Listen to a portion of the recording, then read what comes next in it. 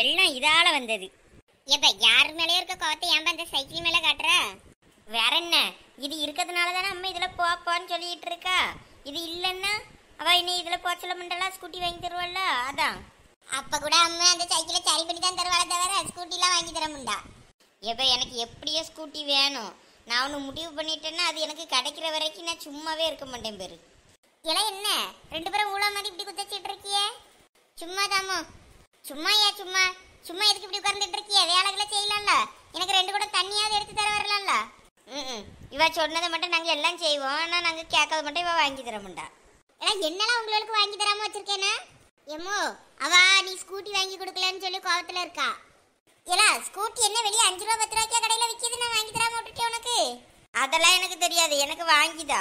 ஆமா இப்ப நான் உனக்கு ஸ்கூட்டி வாங்கி தரேன். நீ கையை காலம் உடச்சிட்டு கடை வேற எவனும் உன்னைய கட்டிக்கிட மாட்டா.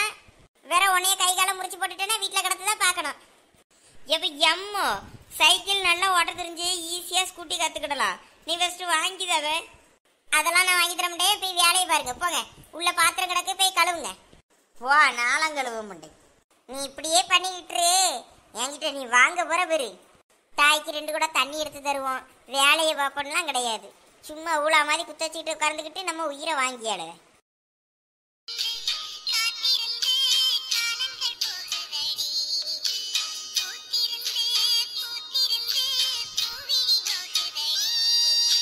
என்ன இந்த பிள்ளைய காணோம்? நம்மளும் இதுலயே காத்து கிடக்கும். இந்த பிள்ளை இந்த வழியா தானே போவோம் வரும்னு. ஒருவேளை அந்த பிள்ளை வேற தெரு வழியா போயிருக்குமோ? நம்ம தான் தெரியாம இங்கேயே உட்கார்ந்து இருக்கோமோ? சே, தெருவில் போற வாரையெல்லாம் நம்மள ஒரு மாதிரி குறுகுறுன்னு பாக்காவ. இதுக்கு மேல இதுல நின்னா நல்லா இருக்காது. சரி அம்மா போயிட்டு வரேன். பாத்து போயிட்டு வா. இந்த கொம்மிக்கு இதுக்கு ஒன்றும் குறைச்சல் இல்லை. சே, இந்த பஸ்ஸுக்கு வேற நடக்கணும் பக்கத்தூர் வரைக்கும், கடுப்பா இருக்கு. பஸ்ஸாவது ஃப்ரீயா இருக்குமா? சரி உட்கார்ந்து போலான்னா அதுக்கும் என்னமோ குப்பலாரி மாதிரி அவ்வளோ அள்ளி போட்டுக்கிட்டு வருவான். கூட்டமா இருக்கும், எரிச்சலா வருது. இதுக்கு மேல இதுல நின்னா சரிபட்டு வராது. நம்ம கிளம்புவோம். என் தேவதையை இன்னைக்கு பார்க்க முடியலன்னு தான் கவலையா இருக்கு. ஐ, நம்ம ஆள் வரால. நல்ல வேலை நம்ம கிளம்பல. கரெக்டா நம்ம ஆளை நம்ம கிளம்பையே வந்திருக்கால. ஐயோ, பஸ் வேற எடுத்துனா என்னன்னே தெரியலையே. பேக்க கிண்டியை எடுத்து பார்த்துட்டே போவோம்.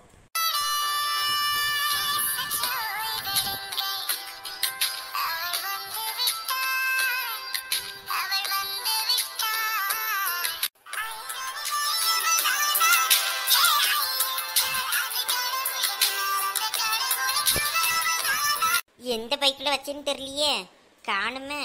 ஒருவேளை பர்சுக்குள்ளே வச்சிருப்போமோ? பர்சுக்குள்ளே இருந்தாலும் இருக்கும், அதுக்குள்ளேயும் ஒருக்கா பார்ப்போம். சிச்சோ, நம்மள திரும்பி கூட பார்க்கலையே இந்த பிள்ளை. பைக்குள்ள எல்லாம் தலை விட்டுக்கிட்டே போகுது. என்ன சோனி, உனக்கு பள்ளிக்கூடத்துக்கு நேரம் ஆகலையாக்கோ? இதா கிளம்பணும். நீ உன் சைக்கிள்ல தானே போவா? உன் சைக்கிள் நல்லா தானே இருக்கு. ஆமா, என் சைக்கிள் நல்லா தான் இருக்கு. நான் சைக்கிள்ல போயிருவேன். அப்படின்னா சீக்கிரம் கிளம்பு. ஏன் இப்படியே உட்கார்ந்துருக்க? அவ பஸ்க்கு கிளம்பிட்டான்ல. எம்மோ, நான் அவளுக்கு முன்னாடி சைக்கிள்ல ஸ்கூலுக்கே போயிருவேமோ. அவளுக்கு தான் பஸ் நின்று போகும். அதுக்குன்னே நீ குளிக்காம அப்படி கிளம்பி ஓடிடுவியோ? போ போய் குளிச்சுட்டு பள்ளிக்கூடத்துக்கு கிளம்பி வச்சுக்கிறேன். போ இடத்த காலி பண்ணு.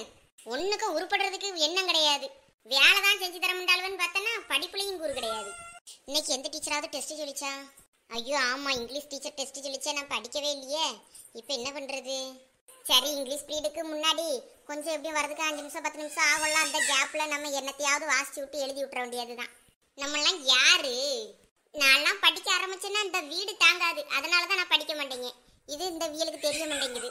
சிங்க நடை போட்டு சிகரத்திலேறு, என் பேரு பட்டையப்பா இல்ல வட்ட நடையப்பா. அது முச்சுக்கும் என்னோடு உள்ளதெல்லாம் இல்லஞ்சிங்க பட்டையப்பா. எனக்கு கொஞ்சம் முதுவு அரிக்குது. சொரியப்பா. நல்ல வேலைப்பா, பஸ் இருந்திருக்கு. நானும் பஸ்ஸை தொலைச்சிட்டேனோன்னு நினைச்சிட்டேன். என்ன அந்த பிள்ளை நம்மள பார்க்கவே மாட்டேங்குது. நம்ம பின்னாடியே ஃபாலோ பண்ணிட்டு இருக்கோம். யார் இந்த பைத்தியக்காரன் நம்மளையே ஃபாலோ பண்ணிட்டு வர மாதிரி இருக்கு? இப்படியே ஒரு மாசம் ஃபாலோ பண்ணனா எப்படியும் மடக்கிடலாம். ஆமா, யார் இந்த கிழட்டு பைய நம்ம பின்னாடியே ஃபாலோ பண்ணிக்கிட்டு வாரான்?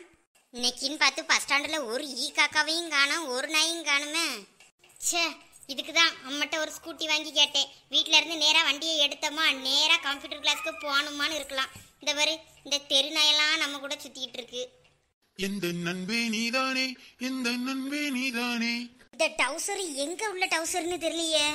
இப்படி நம்ம பரத்தால அலையுது, எரிச்சலா வருது. யாராவது பார்த்தா என்ன நினைப்பவ? இந்த மூஞ்சிய பார்த்தா 4 நாளுக்கு கஞ்சி குடிக்க முடியாது. நம்ம பரத்தால வேற அலையுதே, என்னத்த பண்ணன்னு தெரியலையே கடவுளே. இன்னும் இந்த காவியா வேற வரல. நம்ம கூட தானே எப்பயும் பஸ்க்கு வருவா. இந்நேரமும் சீக்கிரமா வந்து கிடப்பா. இன்னைக்கு இன்னும் காணோம். ஒரு பொய்யாவது சொல் கண்ணே உன் காதல நான் என்று அந்த பொய்யில் உயிர் வாழ்வேன். ஐயா அந்த பிள்ளை நம்மள பாத்துருச்சு. நீ உயிரோட இரு, இல்லைன்னா சாவு. எனக்கு என்ன வந்துச்சு? எதுக்கு ஏன் பறத்தால அலையா எரும மாடு? இந்த ஆளு மூஞ்சில கண்ணாடியை பார்த்துருப்பானா இல்லையா? இவனுக்கு ஒரு 80 வயசு இருக்கும் போல இருக்கு. ஏன் பறத்தால வரான்? ஐயோ பஸ் வேற வர முடியங்குது.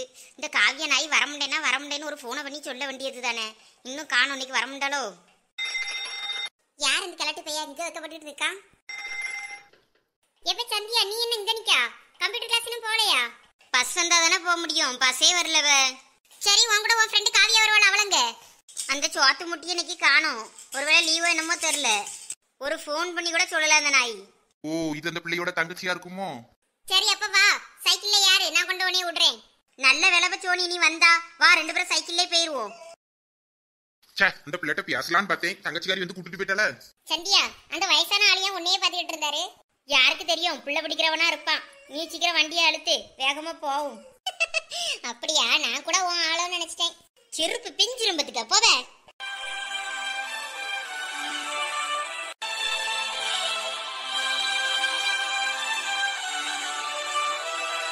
எல்லாம் இழிச்ச வச்சு வர்ற நேரமாலா இது?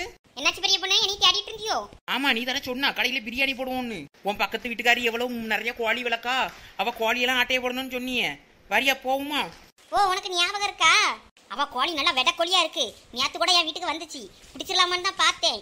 சரி நாளைக்கு உன்ட்ட கேட்டுட்டு பிடிக்கலான்னு வேற விட்டுட்டேன். சரி வா நைஸா போய் கோழியை ஆட்டையை போடுவோம். பெரிய பொண்ணு கோழி எல்லாம் நைட்டு தான் ஆட்டையப்பட முடியும். காலையில எல்லாம் போய் பிடிச்சோன்னு மாட்டிக்கிடுவோம். அந்திக்கு உன்னைய கூப்பிடுறேன், அப்ப வந்துரு.